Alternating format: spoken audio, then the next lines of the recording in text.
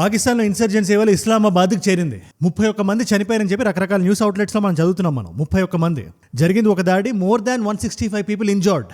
A powerful blast ripped through Islamabad today. It's the capital city of Pakistan. The target was a mosque. The explosion happened during Friday prayers when the mosque was packed with worshippers. ఇదంతా ఏ కాంటెక్స్లో జరుగుతుంది? గత కొన్ని రోజుల క్రితం మనం ఆడుకున్నాం. మనం Balochistan liberation army Pakistan army మీద ఎటువంటి దాడి చేసిందని, ముఖ్యంగా ఇద్దరు ఆడపిల్లలు ప్రాణాన్ని ఆహుతి చేసుకొని బలూచిస్తాన్లో కొన్ని వందల మంది సైనికులు చంపేశారు. అగైన్ రకరకాల న్యూస్ అవుట్లెట్స్ రకరకాల నంబర్స్ మనకు వినబడుతుంటాయి. 100 అంటారు, 150, 200, ఏది ఎగ్జాక్ట్ యాక్యురేట్ నెంబర్ మనకు తెలియదు, కానీ వీటి మధ్యలో ఉంటుందని మాత్రం మనకు ఖచ్చితంగా తెలుస్తుంది. ఇప్పుడు ఆ దాడికి ఈ దాడికి ఏంటి తేడా? First question. సెకండ్ క్వశ్చన్, అక్కడ ఏదో జరిగితే మనకి ఏంటి సంబంధం అంటే, జియో పాలిటిక్స్లో ప్రతి ఒక్క విషయం ఇంటర్ కనెక్టెడ్ అయి ఉంటుంది. అది ఇవాళ మనం ఇన్ఫాక్ట్ అది మీకు అర్థమయ్యే వాళ్ళు నేను చెప్తాను. నేను ఎలా దీనికి అమెరికాకి కూడా సంబంధం ఉండొచ్చు అనే ఛాన్స్ ఉందో మీకు క్లియర్గా అర్థమవుతుంది. అండ్ ఫైనల్లీ మూడో క్వశ్చన్, యాజ్ యూజువల్గా పాకిస్తాన్ దీని వెనక కూడా భారతదేశం ఉందని బ్లేమ్ చేస్తుందా? అండ్ ఒకవేళ చేసినా చేయకపోయినా ఏటా ఒక లిస్ట్ రిలీజ్ అవుతుంటుంది.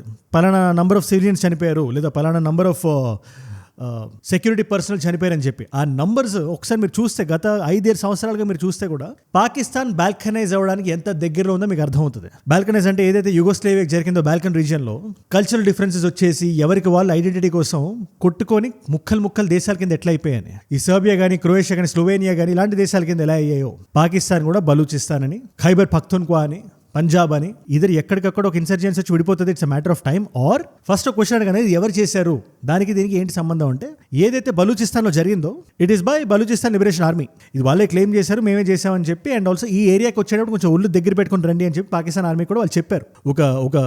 ఒక వార్నింగ్ లాంటిది వెళ్ళింది. కానీ ఇక్కడ మీరు అబ్జర్వ్ చేస్తే ప్రస్తుతానికి ఎవరు క్లెయిమ్ చేయలేదు, కానీ పాకిస్తాన్ చెప్తున్న మాట ఒకటి ఉంది. అండ్ ఆ మాటలో మనం కొంచెం జూమ్ ఇన్ చేసి చూస్తే, ఇది చేసిన భారతదేశం అని చెప్పి నోటికి ఏదో వస్తే అది మాట్లాడలేదు, కానీ ఫిత్నా అల్ ఖరాజీ అని చెప్పి ఆ సంస్థ మీద వేలైతే చూపే ప్రయత్నం చేస్తుంది. వీళ్ళే చేశారని చెప్పి.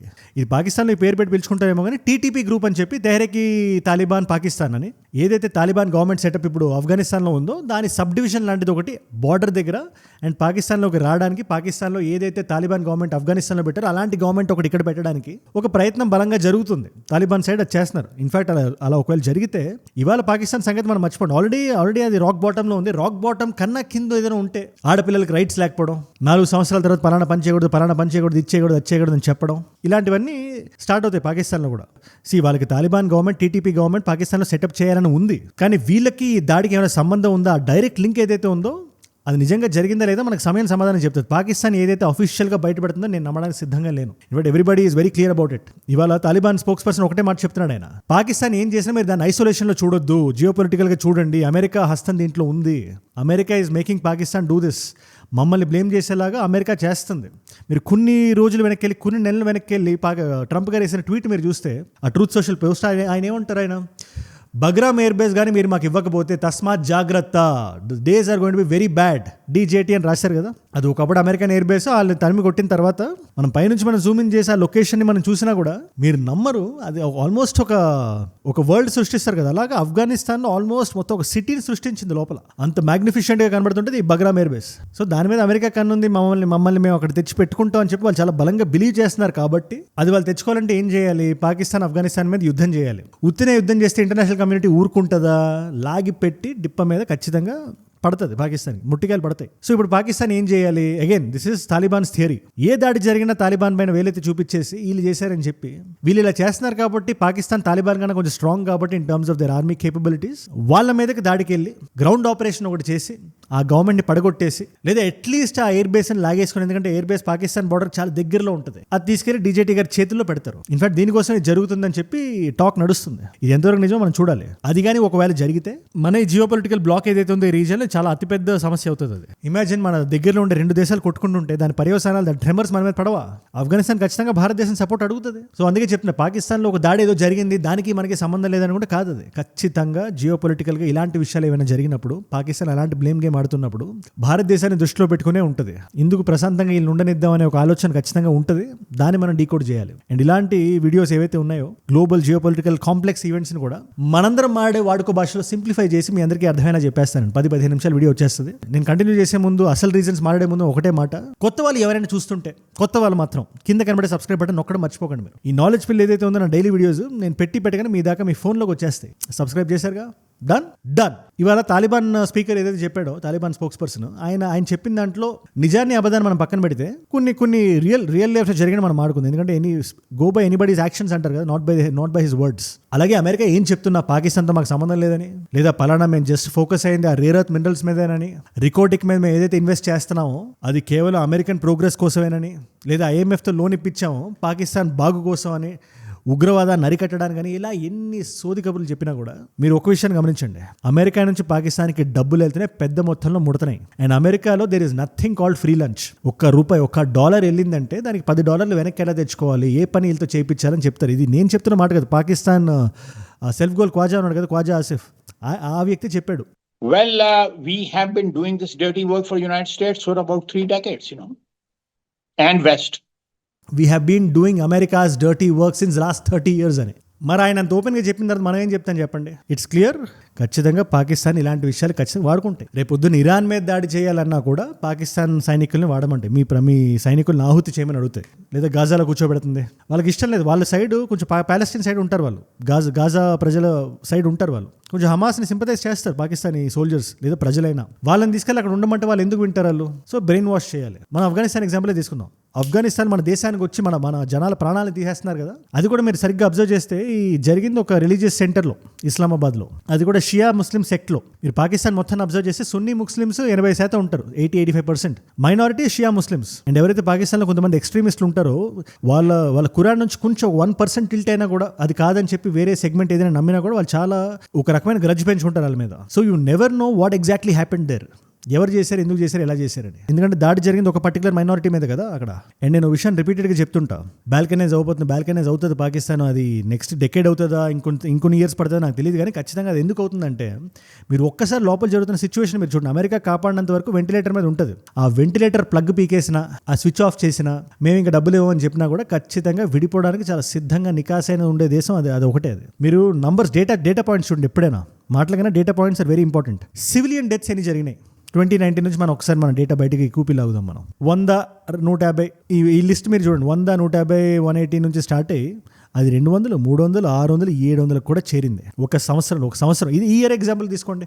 జనవరి అయింది అంతే, 1 మంత్ అయింది. ఈ 1 మంత్లో 100 మందికి పైగా సివిలియన్స్ చనిపోయారు. 1 మంత్లో అది ఏ దేశానికైనా సహజం చెప్పండి మీరు ఒకసారి. సరే, సెక్యూరిటీ పర్సనల్ ఎగ్జాంపుల్ మనం తీసుకుందాం. అదే 2019-20లో సంవత్సరానికి ఒక 1000 మంది అట్లా చనిపోయేవాళ్ళు. ఈ బలూచిస్తాన్ లిబరేషన్ ఆర్మీ వల్ల కానీ, లోపల జరుగుతున్న వేరే రకాల ఇన్సర్జెన్సీల వల్ల కానీ, అది TTP అయినా లేదా ఇంకేదైనా, లేదా జనాలకు కోపం వచ్చి ఏం చేస్తున్నా కూడా అది 5 రెట్లు పెరిగింది, 5 times. 5,000కు పైగా సెక్యూరిటీ పర్సనల్ పోయారు. దీన్ని మీరు ఏమంటారు? ఇది ఎంతకాలం ఇది వెళ్తుంది, ఎంత పై దాకా వెళ్తుంటుంది? జనాలకి ఒక సహనం అనేది ఉంటుంది కదా, ఖచ్చితంగా అది నశిస్తుంది కదా. అదే జరుగుతుంది ఇవాళ పాకిస్తాన్లో.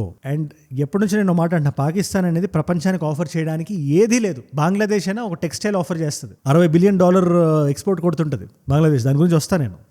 ఎలా బంగ్లాదేశ్ కొంచెం అతి తెలివి అత్యుత్సాహం ప్రదర్శిస్తుందో మన మీద, భారతదేశం మీద. అది కూడా ఈ వీడియోకి సింక్ అవుతుంది, చెప్తాను నేను. బట్ పాకిస్తాన్ ఎగ్జాంపుల్ మనం తీసుకుంటే సర్వీస్ సెక్టర్ లేదు, మ్యానుఫ్యాక్చరింగ్ లేదు, ఏదీ లేదు. ఏదైనా ఉంది అంటే ఉగ్రవాదాన్ని నీట్గా ఎక్స్పోర్ట్ చేస్తుంటారు. ఇది మనందరికీ తెలిసిన విషయం. దాంట్లో వాళ్ళు దిట్ట. మరి దాని మీద ఏ టారిఫ్ వేస్తారో ఈ DJT గారు మనకు తెలియాలి, మనం చూడాలి మనం. అందుకని మీరు ఒకటి గమనించారా, ట్రేడ్ డీల్ ఒకటి జరిగింది, 50% నుంచి 18%కి వచ్చింది. ఆ టర్మ్స్ అవన్నీ ఇంకా బయటకు రాలేదు కాబట్టి కంప్లీట్గా ఇంకా నేను మాట్లాడలేదు what exactly are the terms. నిజంగానే అనుకున్నట్టు రష్యన్ ఆయిల్ మనం సడన్గా కొండ ఆపేస్తాం, because that's not technically possible. ఒకవేళ ఆపేస్తారని చెప్పి వాళ్ళు చెప్పినా కూడా, లేదా $500 బిలియన్ ఇన్వెస్ట్మెంట్ అని ఒకళ్ళు అంటారు.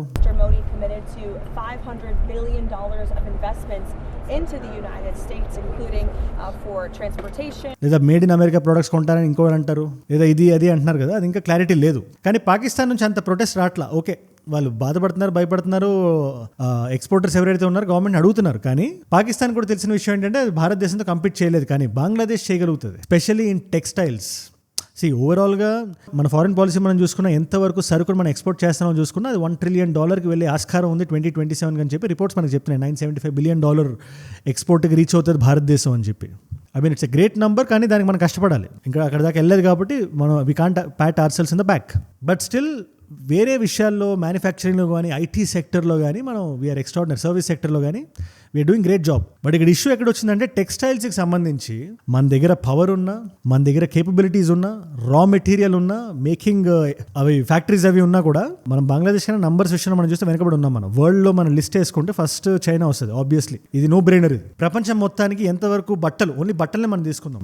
మిగతా సర్వీస్ సెక్టర్లో I don't think Bangladesh even close to us. వాళ్ళకి అంత సీన్ లేదు. కానీ చైనా ప్రపంచానికి 32% బయటకు వెళ్ళే బట్టలు 32% సరుకు ఏదైతే ఉందో ఎక్స్పోర్ట్ అయ్యే సరుకులో అది చైనా ఇస్తుంది. తర్వాత తైవాన్, తర్వాత బంగ్లాదేశ్ 5.2%, తర్వాత జర్మనీ ఉంది, ఇటలీ ఉంది, తర్వాత భారతదేశం ఉంది. అంటే మనం బంగ్లాదేశ్ ఎందుకు కాంపీట్ చేయలేకపోతున్నాం మనం కొంచెం చూస్తే ఈ టెక్స్టైల్ ఎక్స్పోర్ట్స్ లో ultimately price is what matters.